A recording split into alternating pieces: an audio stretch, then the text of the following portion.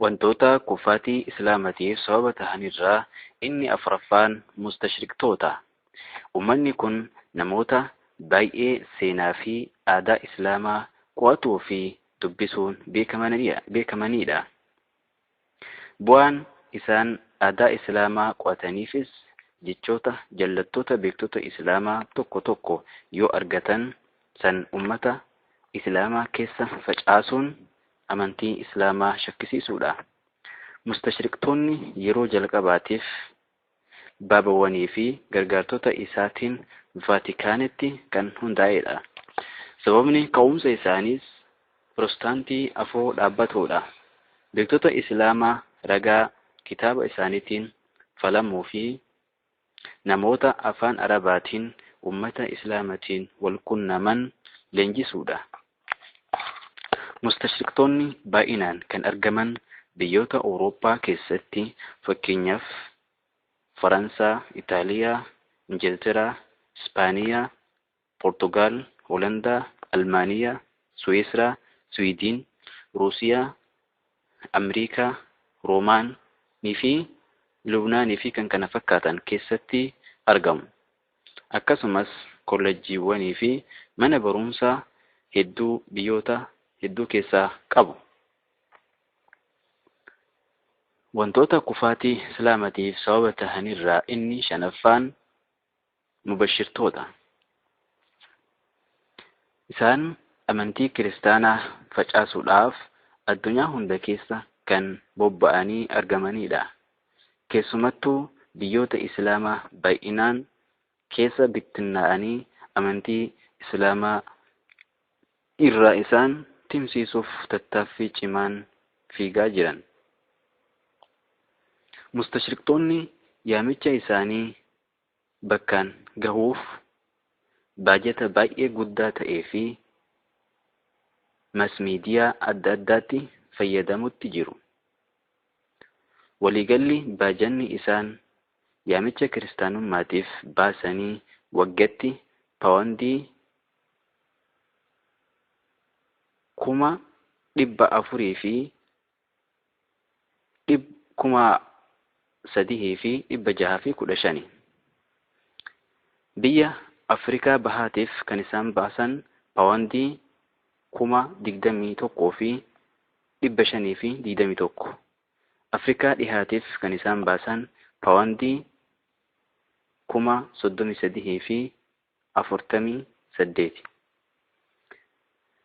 Biyya Masriitiif kan isaan baasan paawundii 62,000 fi 34. Biyyoota Arabaatii fi Faransaaf kan isaan baasan waggaatti 82,000 fi 247. Biyya Hindiitiif kan isaan baasan waggaatti paawundii 122,000 fi 846. Biyya Chaayinaatiif kan isaan baasan waggaatti paawundii 51,000 fi 611 kan Ramadan ta'uun isaanii riipoortara walda'ee isaanii irraa hubatameera. Kanuma wal qabatee Awurooppaa keessatti walda'inni kiristaanaa intarnaashinaal biyyoota Islaamaa keessatti Islaama dura dhaabbatuudhaaf karoora dheeraa kan qabate ta'uu manni maree waldichaa beeksisee jira. Baay'inni kiristaanota addunyaa irratti miliyoona 850 kan ta'uu fi warreen Islaama yaamuuf leenji'ee baay'ina isaanii irraa parsantii 2 ta'uu dura ta'an waldichaa Joorji kan jedhamu himee jira.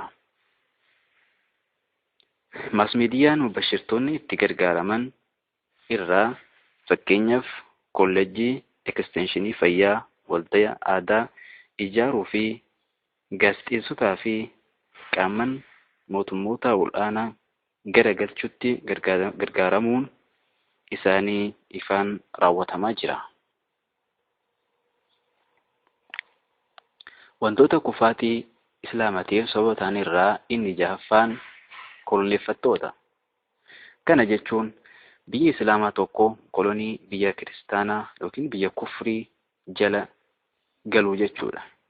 koloniin karaa waraanaatiinis ta'ee karaa siyaasatiin biyyattii dhuunfate san ni onsa.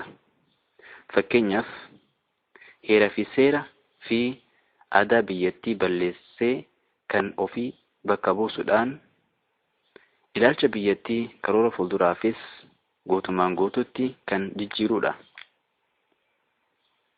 Huruba saliibiyyaa yookiin lolli kiristaanni islaama balleessuuf jaarraa lama guutuu raawwataa turan milkaa'ina dhabee jennaan qorannoo fi qo'annoo haarawaan ammas islaama fi ummata islaamaa dhabamsiisuuf erga jaarraa lamaatii kan ciminaan qabsayaa jiran ta'uun isaanii ni mul'ata. Karoorri isaan baafatanii raawwataa jiran irraa fakkeenyaaf tokkoffaa Qur'aana balleessuu fi jijjiiruu, lammaffaa murtii islaamatiin buluu balleessuu, sadaffaa naamusa islaamatii fi hariiroo isaan rabbii wajjin qaban diiguu fi fedhii lubbuu fi dubartiidhaan isaan mokkoruudha.